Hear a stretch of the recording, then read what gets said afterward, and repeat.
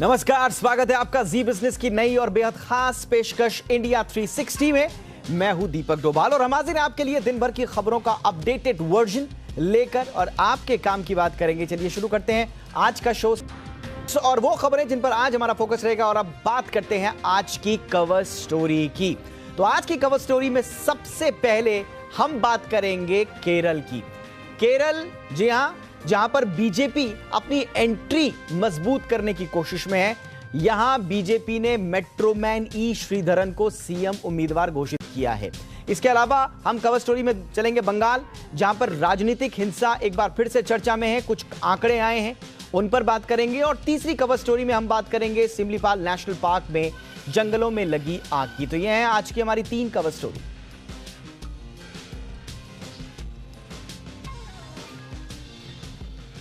आज की पहली कवर स्टोरी केरल से।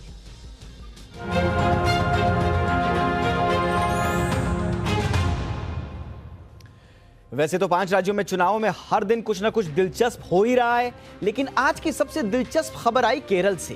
केरल में बीजेपी अपनी उपस्थिति दर्ज कराने के लिए जी तोड़ मेहनत कर रही है, लेकिन दिक्कत यह है कि करीब 40 साल से 4 दशकों से यहां की सत्ता एलडीएफ यानी कि लेफ्ट डेमोक्रेटिक फ्रंट, जिसका नेतृत्व सीपीआईएम अक्सर करती है, उसके और कांग्रेस के नेतृत्व वाली यूनाइटेड डेमोक्रेटिक फ्रंट यानी कि यूडीएफ के बीच ही घूमती रहती है। ऐसे में बीजेपी ने एक बड़ा दांव खेला और नाम उछाल दिया मेट्रो मैन से के नाम से मशहूर ई श्रीधरन का। जी हां, आइए जानते हैं आज माजरा क्या हुआ। दरअसल केरल के जो बीजेपी के अध्यक्ष हैं, उनका नाम है के सुरेंद्रन।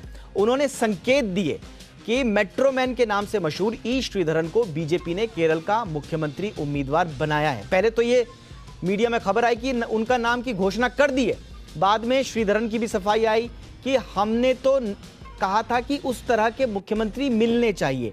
तो तब से ये कहा जाने लगा कि चलिए, नाम की घोषणा नहीं की है, लेकिन संकेत दिया है कि ई श्रीधरन बीजेपी में के मुख्यमंत्री पद के उम्मीदवार बीजेपी के हो सकते हैं।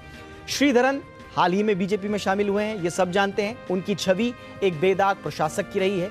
श्रीधरन ने खुद के मुख्यमंत्री उम्मीदवार बनने की ख्वाहिश पहले ही जाहिर कर दी थी। 21 फरवरी को श्रीधरन जब बीजेपी में शामिल हुए, तब उन्होंने कहा था कि अगर पार्टी जीतती है तो वो राज्य का मुख्यमंत्री बनने के लिए तैयार हैं, उन्हें कोई दिक्कत नहीं है। अब आइए सुनते हैं कि श्रीधरन ने इस दौरान बयान क्या दिया जब यह खबर आई कि उनका नाम बीजेपी की ओर से मुख्यमंत्री के तौर पर घोषित हो सकता है। They know very well what is good for them, what is good for the state, and I am very confident they will elect BJP to power. तो क्या वाकई में बीजेपी ई श्रीधरन पर दांव लगाएगी? और अगर ई श्रीधरन पर दांव लगाएगी तो बीजेपी के लिए केरल में क्या कुछ बदलेगा? बीजेपी की अभी रणनीति क्या है, इस पर हम विस्तार से आज बात करेंगे। सबसे पहले आपको बताते हैं बीजेपी का प्लान। ये अंदर की खबर है जो हम आपको बता रहे हैं कि प्लान क्या है, केरल में कैसे बीजेपी इन चुनावों में अपनी रणनीति लेकर आगे जा रही है। इसलिए समझना पड़ेगा 2016 का चुनाव। 2016 के चुनाव में बीजेपी का वोट शेयर करीब 10% गुना तो नहीं, 10% बढ़ गया था 2011 की तुलना में। यह था पिछले चुनाव में बीजेपी का हाल। इस बार 20% से ज्यादा वोट लाने का लक्ष्य बीजेपी ने तय किया है। ज्यादा नहीं चाहिए, 20% आ जाए तो बहुत है। अब 20% से क्या होगा, सत्ता तो मिलेगी नहीं। रणनीति क्या है ये दिखाते हैं। इस वोट शेयर के साथ यानी कि 20% वोट अगर आते हैं तो 10 से 20 सीटें आ सकती हैं और ये एक तगड़ी शुरुआत होगी इस बार बीजेपी में। एलडीएफ वर्सेस यूडीएफ का ये जो लगातार सत्ता परिवर्तन का दौर रहता है, उसको तोड़ने के लिए। और अगर 10 से 20 सीटें आईं तो क्या होगा, केरल में होगी हंग असेंबली। ये बीजेपी ने अपने दिमाग में सोचा हुआ है। हम इस बार सत्ता नहीं चाहते, हमें वहां पर हंग असेंबली के स्थिति पैदा करनी है। 10 से 20 सीटें अगर आ जाती हैं तो जाहिर सी बात है कि केरल में हंग असेंबली के आसार बनेंगे। और अगर हंग असेंबली होगा तो बीजेपी की जीत इसमें कैसे होगी ये भी दिखाते हैं। अगर फिर से चुनाव हुए तो 30 से 40% सीटें जीतकर सरकार बनाने का लक्ष्य बीजेपी का। यानी कि एक बार हंग असेंबली आ गई तो लोगों के मन में यह आएगा कि बीजेपी यहां पर स्ट्रांग है। और बिल्कुल वैसी स्थिति, कंफ्यूजन वाली स्थिति में बीजेपी को एक फायदा मिलेगा और 30 से 40% सीटें जीतकर बीजेपी सरकार बनाने के लक्ष्य में है। यह है बीजेपी का प्लान केरल। अब इसमें श्रीधरन की भूमिका क्या होगी, आज श्रीधरन की बातें क्यों रही, ये भी दिखाते हैं। देखिए, श्रीधरन की छवि एक बेदाग प्रशासक की रही है। आप जानते हैं, मेट्रो मैन के नाम से मशहूर बेदाग प्रशासक। श्रीधरन की जनता के बीच अच्छी छवि है, इसमें कोई शक नहीं है। अब तक उनका करियर बिल्कुल नीट एंड क्लीन क्लियर रहा है। बीजेपी से श्रीधरन की विचारधारा भी मिलती है। बहुत सारे मौकों पर वो इस तरह के बयान दे चुके हैं जो बीजेपी की विचारधारा के बिल्कुल मेल खाते हैं। जनता के बीच पहुंच वालों पर बीजेपी का भरोसा है। जो पॉपुलर फेसेस हैं उन पर बीजेपी लगातार दांव लगा रही है। कुछ और नए नाम भी सामने आ रही हैं। अब श्रीधरन के तौर पर कुशल प्रशासन का वादा, जो बीजेपी हमेशा कहती है कि स्ट्रॉन्ग और नीट एंड क्लीन और डिसाइसिव हम आपको प्रशासन देंगे, तो इसके लिए सबसे मुफीद चेहरा श्रीधरन है। इसीलिए बार बार श्रीधरन का नाम उछाला जा रहा है। अब जरा अकुश श्रीवास्तव, देश के जाने माने पत्रकार जो हमारे साथ जुड़ चुके हैं, उनके पास चलते हैं और जरा समझते हैं कि अकु जी, अब श्रीधरन का नाम उछल ही गया था तो उछलने देते हैं। बाद में बोला कि नहीं, उनके जैसा चाहिए। ये जो थोड़ा सा संकोच है बीजेपी में, ये संकोच क्यों है? और क्या वाकई में श्रीधरन अगर वाकई में कैंडिडेट घोषित हो गए बीजेपी के, और जो हमने आपको स्टोरी आज बताई कि किस तरह से हंग असेंबली के जरिए बीजेपी अपने सत्ता के रास्ते तलाश रही है, क्या वो राह आसान कर पाएंगे श्रीधरन? देखिए दीपक जी, मैं अक्सर कहता हूं कि भारतीय जनता पार्टी जो है वो शतरंज का खेल खेलती है, और केरल के चुनाव के लिए उसने शतरंज की एक दो नहीं 4-5 चालें चली हैं, और 2 चालें आप उसमें बता चुके हैं कि पहले उसका उद्देश्य क्या है और फिर उसके बाद दूसरा उद्देश्य क्या होगा। तो वो विश्वास की है। संकट समय इतना है कि फिलहाल बीजेपी के पास केरल में सिर्फ 1 सीट है, और वो 1 सीट से एकदम से उससे 60 गुना ज़्यादा जाना चाहते हैं, जो बहुत आसान काम नहीं है, बहुत मुश्किल काम है। लेकिन उसकी तैयारी उनकी अपनी तरीके की है, और उसके लिए उन्होंने जो एक मोहरा, चाहे वो आप उसे हाथी कह लें, चाहे घोड़ा कह लें, वो श्रीधरन नाम का आदमी चुना है, जो 1.5 घर या 2 घर चलते हैं वो। तो श्रीधरन के साथ में इतनी साफ इमेज है कि मेरा तो पहले ही से मानना रहा है कि उनको आज तक, अभी तक ये कोशिश होनी चाहिए थी देश की, मैं सरकार की बात नहीं कर रहा हूँ, भारत रत्न मिल जाना चाहिए था, जितना बड़ा उन्होंने काम किया। और ये इमेज जितना मैंने केरल घूमा है, उसमें उनकी नज़र भी आई है। वो बड़े इज़्ज़त के साथ देखे जाते हैं, और आपको ये पता ही होगा कि केरल की जो आबादी है, जो पढ़ाई-लिखाई का वहाँ स्तर है, जो साक्षरता की गति है, वो देश में सबसे ज़्यादा है। तो श्रीधरन के नाम पर कोई भी मतलब एक सवाल उठना मुश्किल काम है। लेकिन क्योंकि बीजेपी का आधार उतना बड़ा नहीं है कि जो जो कभी लेफ्ट फ्रंट और कभी मतलब यूडीएफ के फ्रंट से लड़ाई लड़ सके, तो वो उसकी तैयारी है। और जैसा कि आपने कहा, वो बिल्कुल सही है। इस समय बीजेपी 10 से 20% नहीं, मुझे तो जो जानकारी है वो 20 सीटें चाहने की स्थिति में है, और वो काम भी मैं उसी मैं वही कह तरीके रहा से था करेगी। आपको जी, एक बड़ा दिलचस्प आंकड़ा है। आप देखिए, 2016 के चुनाव में हम ग्राफिक्स के जरिए भी हम समझाने की कोशिश कर रहे हैं अपने दर्शकों को कि पिछली बार 2016 में 45 से ज्यादा सीटें ऐसी थीं जिन पर 30,000 से ज्यादा वोट बीजेपी लेकर आई थी। 15,000 वोट अगर बढ़ जाते हैं, जो बीजेपी का अभी लक्ष्य है, जो फौरी लक्ष्य है, तो 40-45 सीटें तो आ गई। इसके अलावा 7 सीटों पर बीजेपी रनर अप रही थी। यानी कि अगर थोड़ा सा पुश किया तो जो सपना है बीजेपी का हंग असेंबली का, वो पूरा होता हुआ दिखाई देगा। लेकिन थोड़ा सा सर, आपको नहीं लगता है कि अमित शाह हो, प्रधानमंत्री नरेंद्र मोदी हो, जेपी नड्डा हो, इनका फोकस केरल को उतना मिल नहीं पाया अब तक जितना मिलना चाहिए था? देखिए, इस समय बड़ी लड़ाई अब वही है ना, जब आप शतरंज खेलते हैं तो आपको ये होता है कि आप अपने घर को, जो पहले मोहरा बड़ा है और जिसको आसानी से जीता जा सकने की स्थिति दिख रही हो, वहाँ पर करें और वहाँ परसेप्शन बदल दें। केरल में अभी फोकस उतना बड़ा इसलिए भी नहीं है क्योंकि केरल की लड़ाई को आपको एक नए सिरे से, नए शिद्दत के साथ में, अगर आप ये सब आंकड़े मान भी लें और 2016 की गणित को मान लें और 30,000 वोट हर साल हम और आशान्वित हो जाएं कि 5,000 वोट हर साल बढ़ रहे हों, तो भी 40 से ज़्यादा नहीं बढ़ते और सरकार नहीं बनती नज़र आती।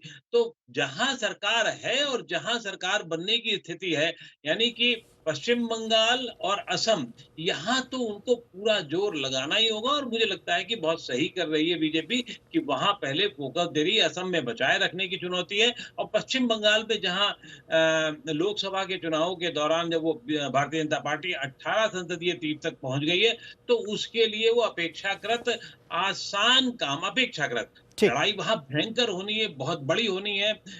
ममता बनर्जी कही चुकी हैं, खेला होगा और खेला होने का मतलब हम आप जो हिंदी भाषी जानते हैं, बिल्कुल, खेला का मतलब क्या है, जो भी बिल्कुल होना सर। वो होगा। तो वहाँ लड़ाई दूसरी तरीके केरल में ज़रूर क्योंकि वहाँ खेला नाम की चीज़ नहीं है, वहाँ बहुत साफ-सुथरी चीज़ें ज़्यादातर होती हैं, वही वामपंथी दल हैं, लेकिन उसके बाद भी वहाँ उसका इतिहास उस तरीके का नहीं है।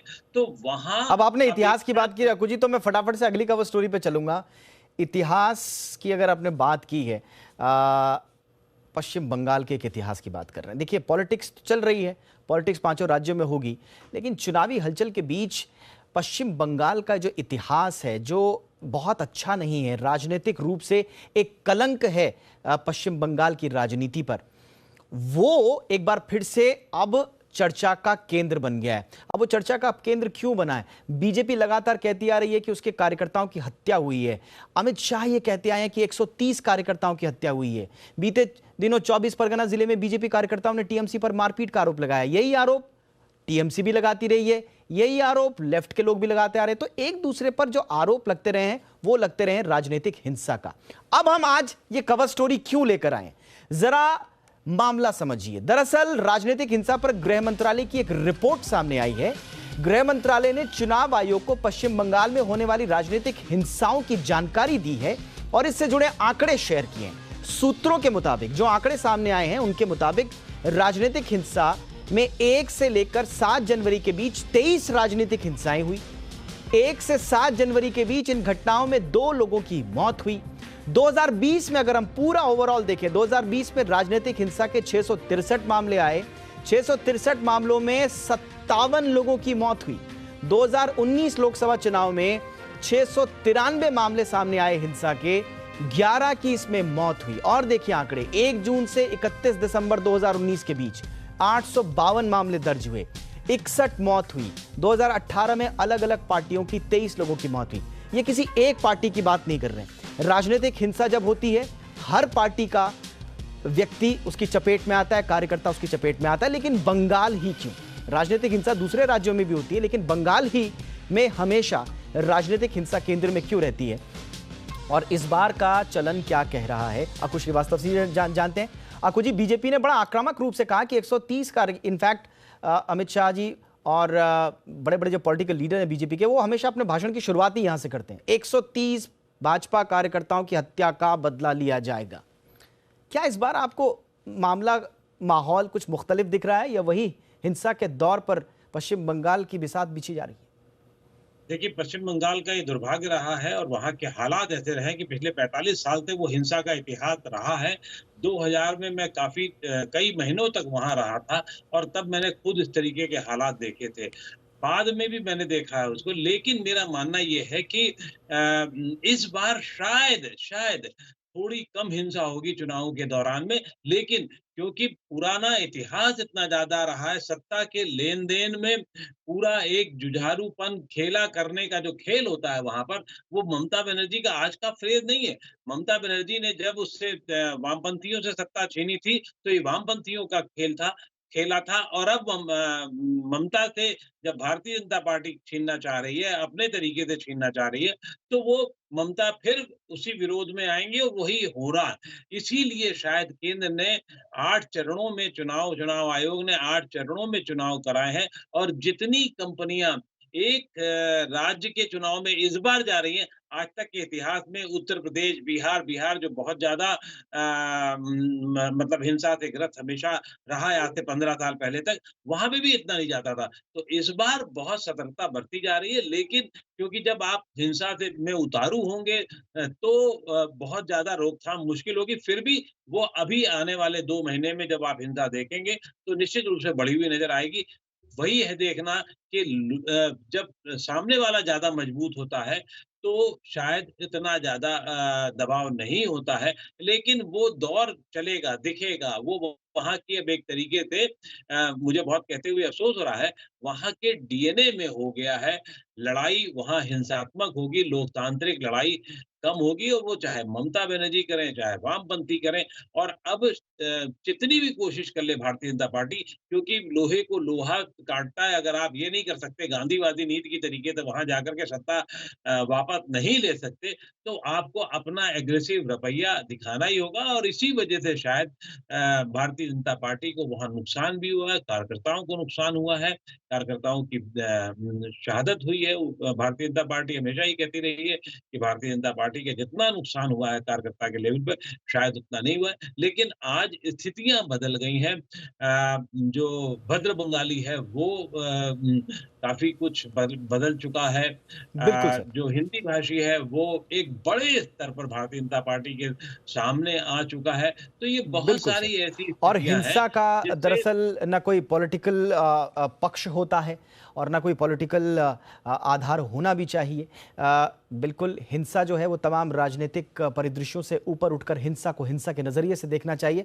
और अकू जी, हम यही उम्मीद करते हैं कि बदलते वक्त के साथ साथ पश्चिम बंगाल जैसे जैसे आगे बढ़ा, पॉलिटिकल डेवलपमेंट जो भी हो, जो भी पार्टी जीते हारे उससे मतलब नहीं है, लेकिन ये हिंसा का जो लांछन लगा हुआ है पश्चिम बंगाल पर, उससे छुटकारा मिले, ये कलंक धुले जल्द से जल्द, उतना ही अच्छा पश्चिम बंगाल और देश की राजनीति के लिए होगा। बहरहाल बहुत बहुत शुक्रिया अकू जी हमारे लिए वक्त निकालने के लिए और इस शानदार विश्लेषण के लिए आपका बहुत बहुत शुक्रिया।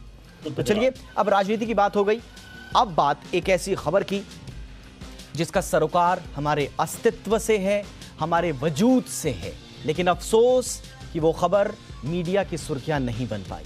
जंगलों में लगने वाली आग की तपिश हम क्यों महसूस नहीं कर पाते? जंगलों की हजारों लाखों वनस्पतियां और वन्य जीव देखते देखते ही खाक हो जाते हैं और हम उस पर बात तक नहीं करते। आखिर क्यों और आखिर कब तक? जी बिजनेस के इंडिया 360 की आज की हमारी एक कवर स्टोरी संवेदनशील है, झकझोर देने वाली है, जिसमें हम बात करते हैं ओडिशा के सिमलीपाल टाइगर रिजर्व में बीते करीब 2 हफ्तों से लगी हुई आग की। इस आग ने करीब 1/3 पार्क को अपनी चपेट में ले लिया है। बीते 12 दिनों से सिमलीपाल नेशनल पार्क में जंगलों में आग लगी थी। यह खबर मीडिया की सुर्खियों में नहीं आई। सोशल मीडिया पर जब यह मुद्दा उछला तो सरकार तक बात पहुंची। सबसे पहले धर्मेंद्र प्रधान, केंद्रीय पेट्रोलियम मंत्री, उन्होंने ट्विटर पर मामले का संज्ञान लिया। पता चला कि अब तक आग पार्क के कुल 21 रेंजेस में से 8 रेंजेस में फैल चुकी है। इस आग से यहां रह रहे जंगली जानवरों के लिए, वनस्पति के लिए खतरा पैदा हो गया है। आग लगने के करीब 10 दिनों के बाद फिर केंद्रीय मंत्री प्रकाश जावड़ेकर ने अधिकारियों को आग पर काबू पाने के लिए एक्शन लेने को कहा। फिर ओडिशा के मुख्यमंत्री नवीन पटनायक हरकत में आए, हालात की समीक्षा करने के निर्देश दिए। प्रशासन का कहना है कि जांच चल रही है, आग पर कुछ हद तक काबू पा लिया गया है, लेकिन खतरा अभी टला नहीं है। और खतरे के साथ साथ अभी सवाल भी खत्म नहीं हुए हैं। सवाल ये कि आखिर हम क्यों वनस्पति से जुड़े हुए, वन्य जीव से जुड़े हुए, पर्यावरण से जुड़े हुए मसलों पर संवेदनशील नहीं हो पाते? हमारा आक्रामक रवैया, हमारा एग्रेशन इस तरह की खबरों पर आखिर क्यों दिखाई नहीं देता?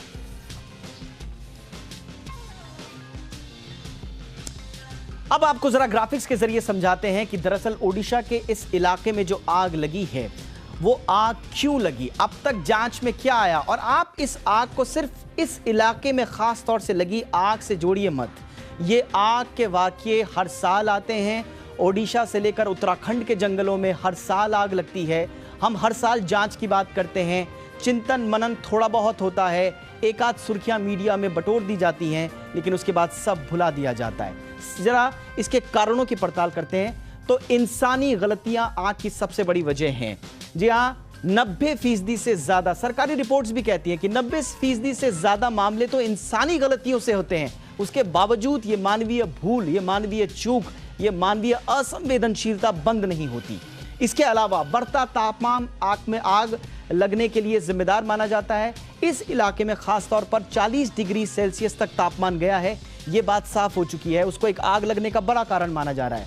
कई बार शिकारी जंगल में आग लगाते हैं। ये रिजर्व नेशनल पार्क है, इसके बावजूद यहाँ पर शिकारियों का आना जाना सवाल भी खड़ा करता है। अगर शिकारी आ जा नहीं रहे हैं तो इस तरह की स्थितियां क्यों पैदा हो रही हैं, ये सवाल उठता है। जानवरों को भटकाने के लिए कई बार आग लगाई जाती है, छोटे छोटे स्वार्थों के लिए इतना बड़ा नुकसान वनस्पति का। ग्रामीण भी कई बार नई पैदावार के लिए सूखी पत्तियों को जला लेते हैं। माना जाता है कि पुरानी पैदावार अगर हम जला ली तो नई पैदावार हरी भरी और ताजी आएगी। महुआ के फूल लेने के लिए भी इस पर्टिकुलर इलाके में आग लगाई जाती है, क्योंकि उन फूलों को चुनने के लिए जो सूखी हुई झाड़ होती हैं उनको जलाने के लिए, रास्ता साफ करने के लिए आग लगा दी जाती है।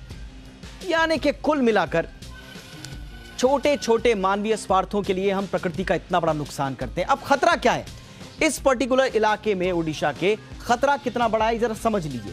सिमलीपाल में ऑर्किड की 94 प्रजातियां हैं जो खतरे में हैं। जाहिर सी बात है ये आग वनस्पति का एक बड़ा हिस्सा अपनी चपेट में लेगी। पौधों की यहां पर 3000 से ज्यादा प्रजातियां हैं जो आग की चपेट में है, लेकिन इन पर बात करने को, सवाल उठाने को शायद हम तैयार नहीं रहते, शायद हम इतने संवेदनशील नहीं हो पाए हैं। आग का खतरा अभी और है। पार्क में पक्षियों की 264 प्रजातियां हैं, तरह तरह के जानवर यहां पर हैं। टाइगर रिजर्व भी यहां पर है। स्तनधारी जीवों की 42 प्रजातियां हैं और ये सब के सब खतरे की जद में हैं। ये वो खतरे हैं जो फौरी तौर पर सबको नजर आते हैं। अब हमारे साथ इस मुद्दे पर ज्यादा जानकारी के लिए एक बेहद खास मेहमान जुड़ चुके हैं, जाने माने पर्यावरणविद, आप जर्नलिस्ट भी कह सकते हैं, रिचर्ड महापात्रा। इस वक्त जो ओडिशा से भी ताल्लुक रखते हैं वो हमारे साथ जुड़ चुके हैं। उनसे समझते हैं कि ये जो असंवेदनशीलता तमाम क्षेत्रों में देखी गई है इस आग को लेकर, उसके पीछे के कारण तो क्या क्या है। लेकिन पहले ताज़ा अपडेट रिचर्ड आपसे जानना चाहेंगे, फिलहाल वहां पर क्या स्थिति है? 12 दिनों तक इंसान चुप रहा, कुछ जगह खामोश आवाज़ें ज़रूर उठती रहीं, लेकिन नक्कार खाने में तूती की तरह वो साबित हुई। जब 10 दिन हो गए फिर सोशल मीडिया पर मामला आया, अब जाकर कहीं ना कहीं ये लोगों की जुबान पर आ रहा है। इस असंवेदनशीलता की बात में करूंगा रिचर्ड, लेकिन फिलहाल वहां पर स्थिति क्या है ये समझाएं। Thank you. लेकिन अभी जो स्थिति है कि जो सरकार से और जो हमें पता लग रहा है कि 400 के करीब जो फायर का स्पॉट्स हैं वहां, और उस पर काबू नहीं पाया गया है, अंडर कंट्रोल है, ये जरूर है। Okay. लेकिन ये होता है कि हमें अभी तक और कहां फायर स्पॉट से इसका पता नहीं है।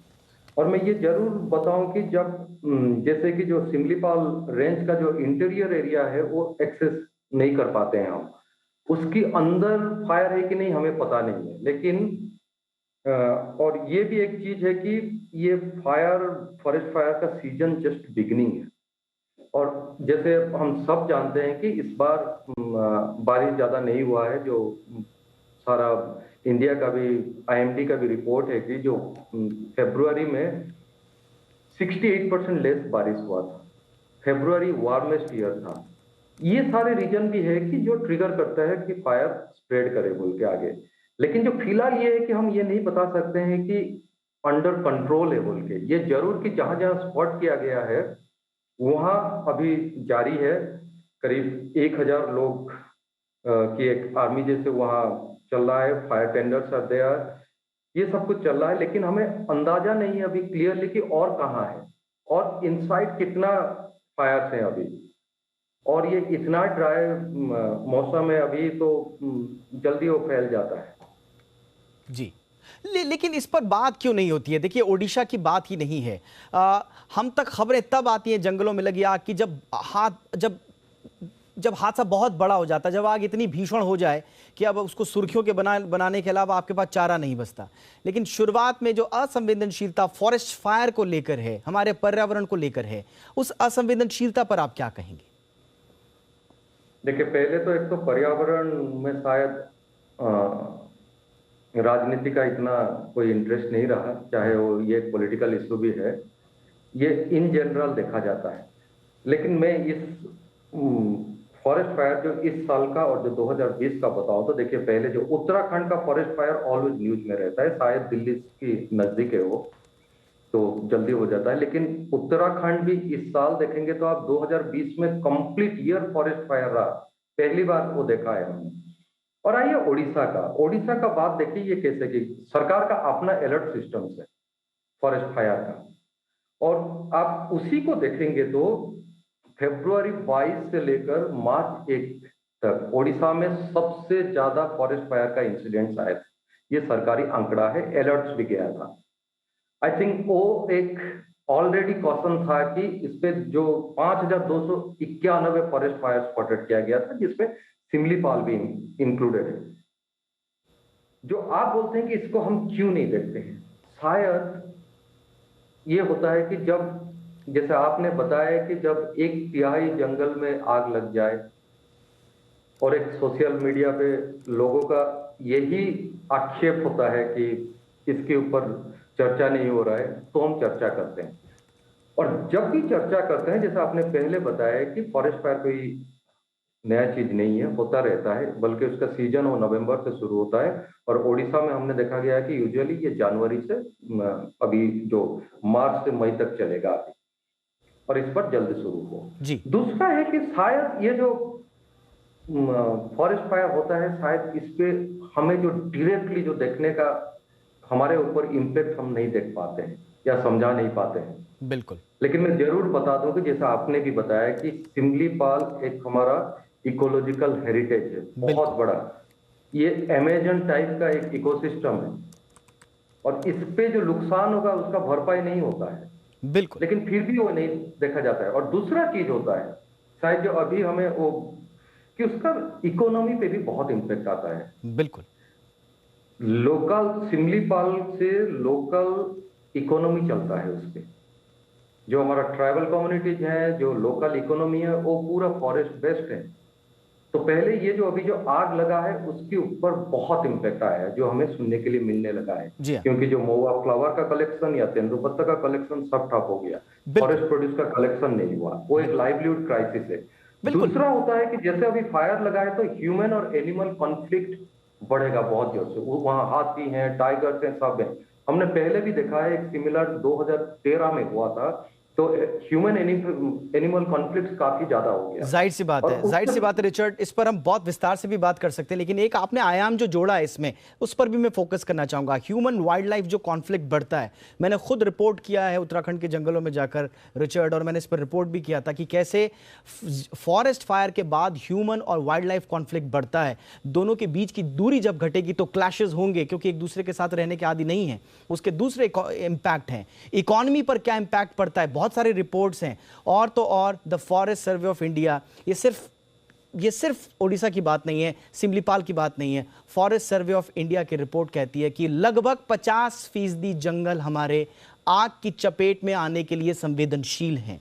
छोटे छोटे कदम अगर नहीं उठाए गए तो पूरे देश का भौगोलिक स्थिति का 20% जो जंगल है, उसके भी आधे जंगल नष्ट होने की स्थिति में है। इसलिए खतरा बड़ा है, संवेदनशील होने की आवश्यकता है। बहरहाल बहुत बहुत शुक्रिया रिजर्ट इस तमाम जानकारी के लिए। आज की कवर स्टोरी में ये थी आग और मानवीय असंवेदनशीलता का एक जीता जागता सबूत, ओडिशा में लगी आग, और उस पर हमारी कवर स्टोरी। देख रहे हैं इंडिया 360 जी बिजनेस का ब्रांड न्यू शो, और अब हम बात करेंगे बाजार की। तो हफ्ते की शुरुआत से बाजार में लगातार जारी तेजी पर आज ब्रेक लग गया। वीकली एक्सपायरी का दिन था और आज बैंकिंग, मेटल और ऑटो शेयरों की जमकर पिटाई हो गई। सेंसेक्स करीब 600 अंक गिरकर 50,850 के पास बंद हुआ, तो निफ्टी 165 अंक और बैंक निफ्टी 565 पॉइंट लुढ़क कर बंद हुआ। तो यह है आज के बाजार का एक्शन। बाजार की तेजी पर एक तरह से ब्रेक लगा, धड़ाम होकर बाजार गिरे। बैंक शेयरों की जबरदस्त पिटाई हुई, मेटल, ऑटो में खासतौर से मुनाफा वसूली देखी गई। और आज के बाजार में कहां एक्शन देखने को मिला, ये बताने के लिए मेरे साथ जुड़ रहे मेरे सहयोगी दीपांशु भंडारी। दीपांशु, बताइए आज का एक्शन मार्केट का। 3 दिन की तेजी पर आज ब्रेक लगते हुए दिखा है। मार्च के महीने में पहली बार भारतीय बाजार गिरकर बंद हुए।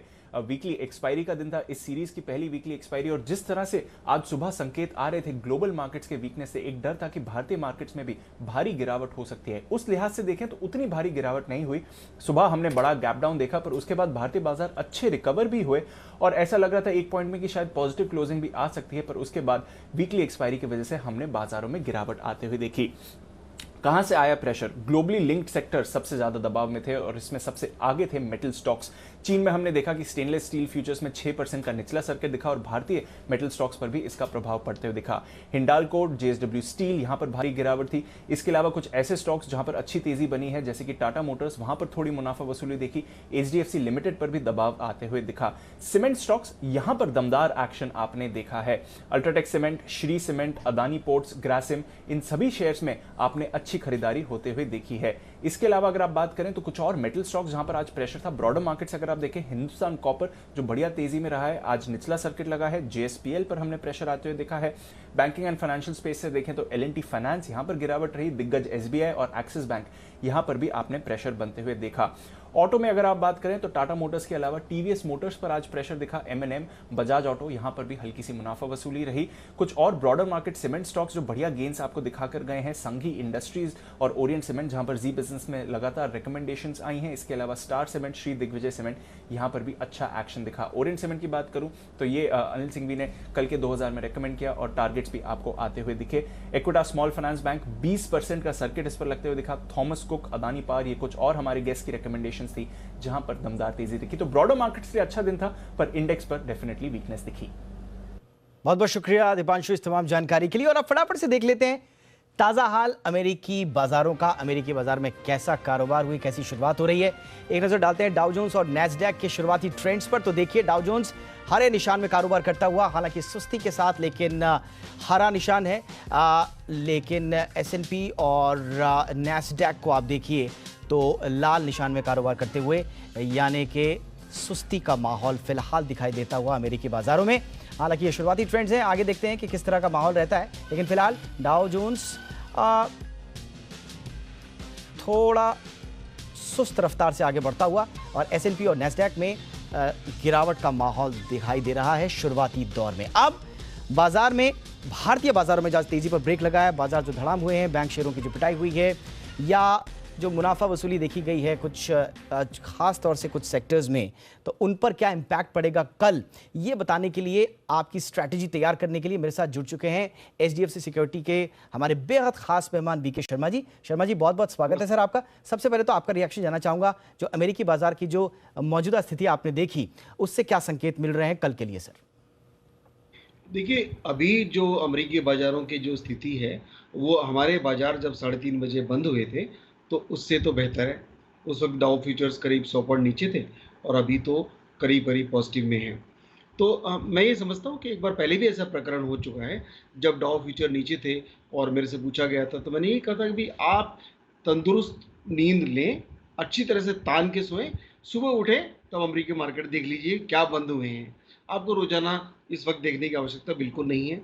लेकिन फिर भी हमारे बाजारों की जो वीकनेस है वो अंतर्राष्ट्रीय बाजारों के मुकाबले हम बेहतर थे और हमने जो लास्ट मोमेंट में जो हमने दिन भर की जो हमने रिकवरी की थी उसको जो गंवाया है, वो उसका एक ही कारण था, वो था हमारा आज जो सेटलमेंट डे था उसकी वजह से।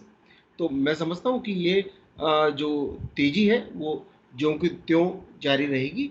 मिड कैप्स और बेहतर अच्छा परफॉर्म करेंगे, सीमित दायरे में रहेगा हमारा निफ्टी और सेंसेक्स। तो बहुत कोई घबराहट की आवश्यकता बिल्कुल नहीं। कोई खास सेक्टर सर जिन पर फोकस रखना चाहिए, नजर रखनी चाहिए?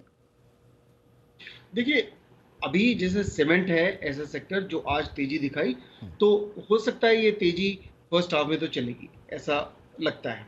दूसरा, फार्मा स्टॉक भी अभी वापस चलने थोड़े बहुत शुरू हुए हैं, तो ये फार्मा के अंदर भी तेजी चल सकती है।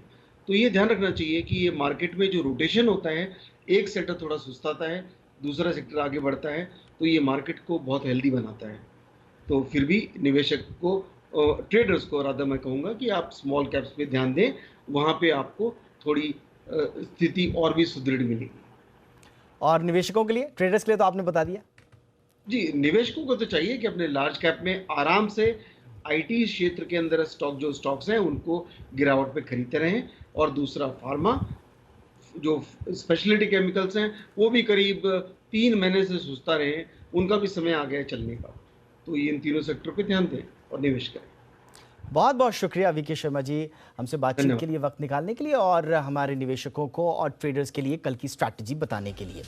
चलिए अब बात करते हैं गोल्ड और सिल्वर का भी अपडेट ले लेते हैं। सोने और चांदी में गिरावट का रुझान दिख रहा है, ये थोड़ा सा देख लेते हैं। सोने और चांदी की चाल, गिरावट का दौर, एमसीएक्स गोल्ड लाल निशान में और एमसीएक्स सिल्वर भी। इसके अलावा ब्रेंट क्रूड में हल्की सी बढ़त नज़र आ रही है। ब्रेंट क्रूड का भी हाल जान लेते हैं। एमसीएक्स पर क्रूड जो है वो एक तरह से सपाट नज़र आ रहा है। तो ये कच्चे तेल की चाल, क्रूड में कहाँ एक्शन है, ये आपको हमने ताज़ा अपडेट के जरिए बता दिया।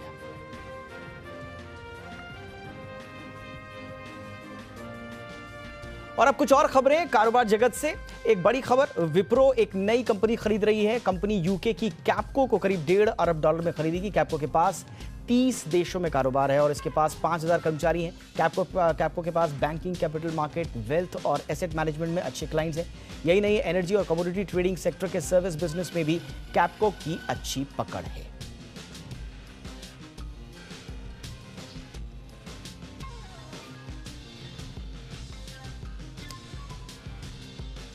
इस बीच नौकरी पेशा लोगों के लिए अच्छी खबर है। ईपीएफओ यानी कर्मचारी भविष्य निधि संगठन ने मौजूदा कारोबारी साल के लिए ईपीएफ की दर 8.5% पर ही रखी है, यानी किसी तरह का कोई बदलाव नहीं किया है।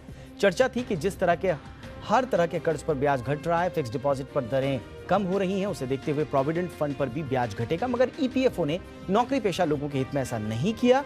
ईपीएफओ ने कहा कि संगठन को कर्ज और शेयरों से जो आमदनी हुई है, उसे देखते हुए वो अपने सब्सक्राइबर्स को ऊंचे रिटर्न दे पा रहा है। देश में रहने के लिहाज से बेंगलुरु, पुणे, अहमदाबाद सबसे बेहतर शहर हैं। ये सामने आया है ईज ऑफ लिविंग इंडेक्स 2020 की रैंकिंग्स में। इस रैंकिंग को आवास और शहरी मामलों के मंत्री हरदीप सिंह पुरी ने घोषित किया। उन्होंने म्युनिसिपल परफॉर्मेंस इंडेक्स 2020 की भी घोषणा की। ईज ऑफ लिविंग इंडेक्स के तहत रैंकिंग्स 2 कैटेगरी में घोषित हुई हैं। पहली 10 लाख से ज्यादा आबादी वाले शहर और दूसरी 10 लाख से कम आबादी वाले शहर। 2020 में हुए असेसमेंट में 111 शहर शामिल रहे। इस लिस्ट में बेंगलुरु, पुणे, अहमदाबाद, चेन्नई समेत मुंबई और सूरत भी शामिल हैं। टेक्सटाइल कंपनियों के लिए बड़ी खबर है। सूत्रों के मुताबिक प्रधानमंत्री नरेंद्र मोदी पीएलआई स्कीम के फाइनल स्ट्रक्चर के लिए कल बैठक करेंगे। बैठक में प्रोडक्ट इंसेंटिव स्कीम पर फोकस रहेगा। बैठक में मैन मेड फाइबर और टेक्निकल टेक्सटाइल्स को बढ़ावा देने पर फैसला लिया जा सकता है। इसके अलावा फाइनल फिनिश प्रोडक्ट पर इंसेंटिव देने पर भी कोई फैसला आ सकता है। और अब बात करते हैं इंडिया 360 में स्पोर्ट्स 360 की। और सबसे पहले बात करते हैं भारत और इंग्लैंड के बीच खेले जा रहे चौथे और आखिरी टेस्ट मैच की। और इसके पहले दिन इंग्लैंड की पूरी टीम 205 रन पर ऑल आउट हो गई। भारत की तरफ से अक्षर पटेल ने सबसे ज्यादा 4 विकेट लिए। पटेल को अश्विन और सिराज का भी अच्छा साथ मिला। अश्विन ने 3, सिराज ने 2 विकेट लिए। इंग्लैंड की तरफ से बेन स्टोक्स ने 55 रन की पारी खेली। भारत की शुरुआत भी खराब रही। ओपनर शुभमन गिल बिना खाता खोले चलते बने। जेम्स एंडरसन ने गिल को पवेलियन भेजा। पहले दिन का खेल खत्म होने तक भारत ने 1 विकेट पर 18 रन बना लिए हैं। रोहित शर्मा और चेतेश्वर पुजारा क्रीज पर डटे हुए हैं। आईपीएल को लेकर चेन्नई सुपर किंग्स ने तैयारियां शुरू कर दी हैं। सीएसके के कैप्टन महेंद्र सिंह धोनी आज चेन्नई पहुंचे। सीएसके से जुड़े चेन्नई पहुंचने पर धोनी का ग्रैंड वेलकम हुआ। उनके साथ अंबाती रायडू भी टीम के साथ जुड़ गए हैं। खबर है कि 9 मार्च से सीएसके का ट्रेनिंग कैंप शुरू हो सकता है। उससे पहले सभी खिलाड़ी 5 दिन क्वारंटाइन रहेंगे। इस दौरान सभी खिलाड़ियों का 3 बार कोरोना टेस्ट भी होगा। वेस्टइंडीज के कप्तान किरण पोलार्ड युवराज सिंह के बाद टी20 मैच के ओवर में 6 छक्के लगाने वाले दुनिया के दूसरे बल्लेबाज बन गए हैं। पोलार्ड ने यह कारनामा श्रीलंका के खिलाफ चल रही टी20 सीरीज के पहले मुकाबले में किया। पोलार्ड का शिकार बने ऑफ स्पिनर अकीला धनंजय, जिनके तीसरे ओवर में पोलार्ड ने 6 छक्के जमाए। पोलार्ड की बल्लेबाजी के दम पर वेस्टइंडीज ने यह मैच 4 विकेट से जीत लिया। 11 बॉल पर 38 रन बनाने वाले Pollard player of the match चुने गए। स्पेन में खेले जा रहे बॉक्सम इंटरनेशनल बॉक्सिंग टूर्नामेंट में भारत का एक मेडल पक्का हो गया है। महिला मुक्केबाज एमसी मैरीकॉम ने सेमीफाइनल में एंट्री कर ली है। क्वार्टर फाइनल मुकाबले में मैरीकॉम ने इटली की मुक्केबाज को हराया। 6 बार की वर्ल्ड चैंपियन मैरीकॉम का ओलंपिक कोटा हासिल करने के बाद ये पहला इंटरनेशनल टूर्नामेंट है। आपको बता दें कि टूर्नामेंट में भारत के 14 मुक्केबाज हिस्सा ले रहे हैं, जिसमें 9 बॉक्सर टोक्यो ओलंपिक के लिए क्वालिफाई कर चुके हैं। Swiss open super 300 badminton tournament में भारत के टॉप शटलर किदाम्बी श्रीकांत ने जीत के साथ शुरुआत की है। पहले राउंड में श्रीकांत ने हमवतन समीर वर्मा को हराया। समीर 2018 में इस टूर्नामेंट के चैंपियन थे। वहीं 2016 में चैंपियन एचएस प्रणय भी पहले राउंड में हारकर बाहर हो गए। समीर के भाई सौरभ वर्मा भी दूसरे राउंड में पहुंच गए हैं। वर्ल्ड नंबर 19 सात्विक साईराज और अश्विनी पोनप्पा की जोड़ी भी दूसरे राउंड में पहुंच गई है। दूसरे राउंड में सात्विक अश्विनी का सामना इंडोनेशिया की जोड़ी से होगा। एक्टर अभिषेक बच्चन की फिल्म 10वीं से उनका नया लुक सामने आया है। इस फोटो में अभिषेक सिर पर पगड़ी, आंखों पर काला चश्मा पहने नजर आ रहे हैं। फिल्म में अभिषेक बच्चन एक दबंग नेता के रोल में नजर आ रहे हैं। ये आप उनका लुक देख रहे हैं। इस फिल्म को पढ़ाई में फेल लेकिन सियासत के शेर वाली कॉन्सेप्ट पर बनाई गई है। इस फिल्म में अभिनेत्री यामी गौतम पुलिस ऑफिसर के रोल में दिखाई देंगी। मशहूर फिल्म मेकर राकेश रोशन ने आज कोरोना की वैक्सीन लगवा ली। राकेश रोशन ने यह जानकारी अपने ट्विटर अकाउंट पर एक पोस्ट शेयर करके दी है। राकेश रोशन ने लिखा है कि कोविशील्ड की पहली खुराक ले ली है, आगे बढ़ो। तस्वीरों में राकेश रोशन स्माइल और थम्स अप करते दिखाई दे रहे हैं। आपको बता दें कि राकेश रोशन से पहले कमल हसन, सतीश शाह जैसे स्टार्स ने वैक्सीन का पहला डोज लिया है। राकेश रोशन के वर्क फ्रंट की बात करें तो वो सुपर हीरो फिल्म क्रिश 4 का डायरेक्शन कर रहे हैं। क्रिश 3 साल 2013 में रिलीज हुई थी। बॉलीवुड की मशहूर सिंगर श्रेया घोषाल ने आज अपने फैंस के लिए खुशखबरी शेयर की है। उन्होंने अपने ट्वीट करके बताया कि वो जल्द ही मां बनने वाली हैं और उनका बच्चा इस दुनिया में कदम रखने वाला है। ये खबर सुनकर श्रेया घोषाल के फैंस काफी खुश हैं। श्रेया ने ट्वीट में लिखा, बेबी श्रेयादित्य आ रहा है। शीलादित्य और मैं इस खबर को आप लोगों के साथ साझा करके रोमांचित हैं। अपनी जिंदगी के नए चैप्टर की शुरुआत के साथ आप सभी के प्यार और आशीर्वाद की जरूरत है। ये था श्रेया घोषाल का मैसेज। एक्ट्रेस कंगना रनौत एक बार फिर कुछ खफा अंदाज में नजर आ रही हैं। इस बार कंगना इंस्टाग्राम पर अपने घटते फैन बेस और सोशल मीडिया पर खुद के खिलाफ चलाए जा रहे हैं नेगेटिव कैंपेन से खफा है। कंगना ने ट्विटर पर लिखा कि पिछले एक हफ्ते में मेरे इंस्टाग्राम पर 5 लाख फॉलोअर्स कम हो गए। ये माफिया रैकेट है। वो आपके खिलाफ साजिश करते हैं, बायकॉट करते हैं, आपकी इमेज और ब्रांड खराब करते हैं। जैसे इन्होंने सुशांत को मारा, वैसे ही आउटसाइडर्स को हैरेस करते हैं, उन्हें काम नहीं करने देते।